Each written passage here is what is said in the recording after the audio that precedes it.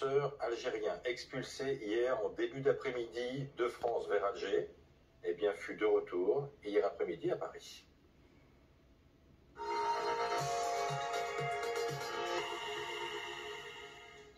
Avec nous, Mathias Tesson du service police-justice de BFM TV. Bonjour. Mathias. Et Patrick Sceaux, c'est également avec nous.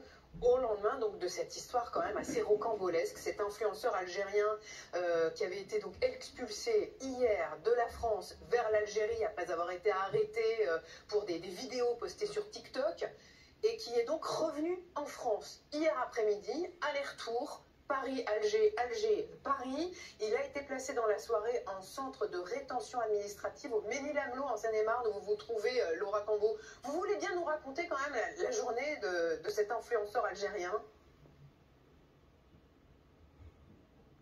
Oui, tout à fait. Il a atterri hier soir vers 22 h à Roissy avant d'arriver à 23 h très exactement ici où nous nous trouvons devant ce CRA du Mesnil-Amelot, CRA où il pourra rester pour une durée maximale de 90 jours. Cet influenceur, il a été renvoyé vers la France car il avait été refusé par les autorités locales. Alger l'avait interdit de territoire, tout simplement, selon le ministère de l'Intérieur français. On vous le rappelle, il s'agit d'un homme âgé de 59 ans. Il est agent de propreté, agent d'entretien dans une salle de sport, mais il est surtout influenceur sur le réseau social TikTok où il comptabilise près de 140 000 abonnés. C'est sur ce réseau social qu'il a publié une vidéo qui appelait à donner une sévère correction à un homme qui résiderait en Algérie. Et c'est à la suite de cette vidéo, c'est cet appel qui a justifié qu'on lui retire son titre de séjour et qu'on tente donc de l'expulser. Il a d'abord été arrêté dans le Gard avant cet aller-retour vers Alger, cette expulsion ratée. Il sera jugé le 24 février pour provocation à commettre un crime ou un délit, mais en attendant, on peut vous le dire qu'il ne pourra rester que 90 jours dans ce CRA du Mesnil-Amelot. On vous le rappelle, il y a deux autres influenceurs algériens qui ont été arrêtés ces derniers jours, un à Brest et l'autre à Grenoble. CRA, centre de rétention administrative. Mathias Tesson, je crois qu'il faut reprendre les choses dans l'ordre et nous rappeler d'abord de qui on parle. Oui. Qui est cet homme? Qu'est-ce qu'on lui reproche et pourquoi, au fond, il a été expulsé? Alors c'est un homme de 56 ans qui vivait jusqu'à présent du côté de Montpellier, qui est considéré comme un influenceur, c'est-à-dire que c'est un homme qui est sur le réseau social TikTok et qui compte plus de 168 000 abonnés. C'est un homme qui voilà, fait comme ça des vidéos, et dans une de ces vidéos, effectivement, il a appelé à donner une sévère correction et à frapper un autre homme qui résidait lui aussi en Algérie. C'est important de rappeler voilà, qu'il ne s'agit pas d'appel à la violence contre des ressortissants français, mais contre d'autres hommes qui se situent en Algérie. C'est bien évidemment tout aussi grave. Suite à cela, le préfet du département ainsi que le maire de Montpellier ont fait ce qu'on appelle un article 40, un signalement au parquet. C'est ce qui a conduit à donc l'expulsion de cet homme, ou du moins la tentative d'expulsion. C'est-à-dire que le ministère de l'Intérieur lui retire son titre de séjour, voilà, alors qu'il devait être jugé le 24 février, oui, et décide de le renvoyer. Parce qu'en fait, il est important de rappeler qu'il n'est pas nécessaire d'être condamné par la justice pour faire l'objet d'une mesure d'expulsion. Là, en l'espèce, il s'agit d'une mesure pas judiciaire, oui, mais administrative. Bon, à partir de ce moment-là, est-ce que la France a l'obligation d'informer l'Algérie, et est-ce que l'Algérie a l'obligation d'accueillir ce ressortissant? Il y a évidemment des échanges entre les deux pays à ce moment-là. À ce stade, on ne connaît pas la nature des échanges qui ont eu lieu hier entre la France et l'Algérie ou dans les jours précédents. On sait simplement que manifestement, l'Algérie a argué du fait que l'homme serait interdit de territoire en Algérie. Sauf que cet homme est de nationalité algérienne, et donc, in fine, on aurait affaire à une forme d'apatride, ce qui évidemment va complexifier clairement la situation administrative de cet homme en France. Et il a un passeport algérien, c'est ce que disait il y a quelques instants la porte-parole du gouvernement. Écoutez-la. Cette expulsion ratée, ou en tout cas de ce retour de cet influenceur en France, j'ai peu d'informations ce matin.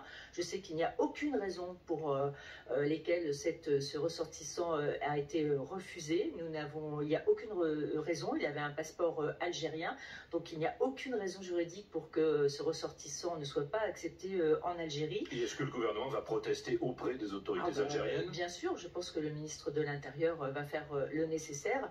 Ce ressortissant doit être récupéré par l'Algérie.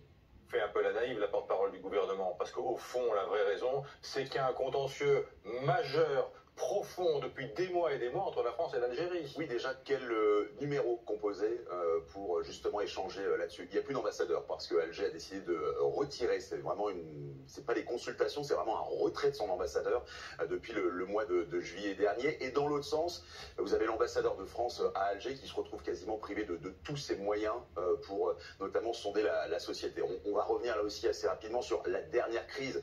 C'est la dernière impasse et en même temps macronien, mais je dirais français, sur les dossiers entre le Maroc et l'Algérie. Oui. On a essayé, nous Français, d'avoir cette position d'équilibre avec nos deux anciennes colonies, avec à chaque fois, dès qu'on mettait une pièce dans la tirelire marocaine, il y avait une levée de bouclier algérienne, et la même chose lorsqu'on se rapprochait d'Alger. Emmanuel Macron, il a essayé à multiples reprises de se rapprocher d'abord de l'Algérie, avec notamment l'histoire. On a fêté, célébré les 60 ans de la fin de la guerre d'Algérie en 2022. C'était l'occasion notamment d'un travail mémoriel, sauf que là aussi, en face, pas de coup de fil, pas de main tendue vers la France. Et à un moment, eh bien, il y a eu ce saut fait par la diplomatie française et surtout par Emmanuel Macron, disant ben voilà, le Sahara occidental, il n'y a qu'une seule issue, c'est l'issue marocaine. Et c'est là qu'on se retrouve dans la passe parce que c'est un dossier ultra sensible pour les Algériens qui sont, et je termine, pour le Front Polisario, c'est-à-dire les indépendantistes de ce Sahara occidental. Mais alors, juridiquement, Mathias Tesson, qu'est-ce qui va devenir cet homme? Parce que son avocat dit, le gouvernement français a précipité son expulsion pour éviter qu'elle puisse être examinée par un juge. L'avocat dénonce aussi des moyens exceptionnels mis en œuvre pour bâillonner son client, je le cite, qui devait être jugé le 24 février à Montpellier. La suite de la procédure, c'est quoi? Alors, ce qu'on nous dit, c'est qu'à ce stade,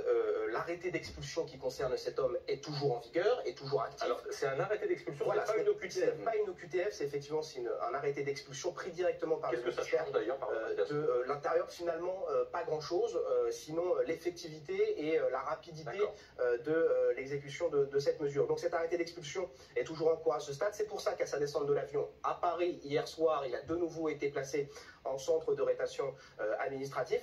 Il y a une forme de flou et Bruno Retailleau, en déplacement aujourd'hui à Nantes, va probablement s'exprimer là-dessus parce que si l'Algérie le refuse, peut-on de nouveau l'expulser? Est-ce qu'avec les mêmes causes, on obtiendra les mêmes résultats ou est-ce que cette fois-ci, eh bien, les autorités vont décider d'attendre ce jugement qui doit avoir lieu fin février. Voilà, à ce stade, la situation est encore assez imprécise. Bon, pour le gouvernement, c'est une forme d'échec pour le ministre de l'Intérieur ou pas? Oui, parce que ça montre que les postures depuis Paris, les coups de menton sur il faut exécuter toutes les OQTF et tout ce qu'on a entendu et tout ce qu'on entend depuis maintenant des années, c'est plus compliqué en vrai, en pratique. Bruno Retailleau et Gérald Darmanin. Voilà, la France ne peut pas décider de façon unilatérale d'exécuter une occupation parce que d'un point de vue technique, il y avait un laissez-passer consulaire. En principe, on ne renvoie pas vers son pays un étranger sans ce fameux laissez-passer consulaire. On en avait beaucoup parlé avec les autorités marocaines.